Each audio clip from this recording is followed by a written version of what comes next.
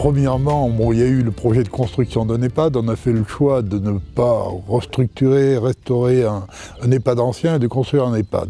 Connaissant la consommation énergétique de l'ancien EHPAD, on s'est dit pourquoi pas réfléchir à la valorisation des déchets d'une entreprise locale. Donc ici, on a l'entreprise Richard qui fabrique du bordeaux de châtaignier, mais pas que, et travailler avec le bois qui est quand même une ressource de la Creuse de toute évidence.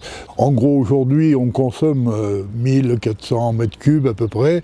C'est à peu près la totalité des déchets de l'entreprise.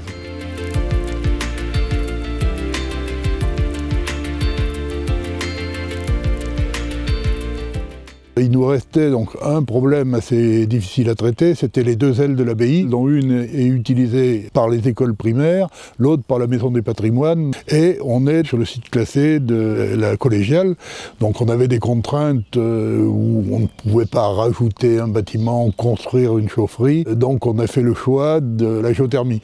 On a fait réaliser 8 forages de 200 mètres de profondeur. Sur la commune, il ne nous reste plus que les vestiaires du stade qui sont chauffés au fioul, c'est-à-dire qu'on est passé de 180 000 litres à 1500-2000 litres maximum.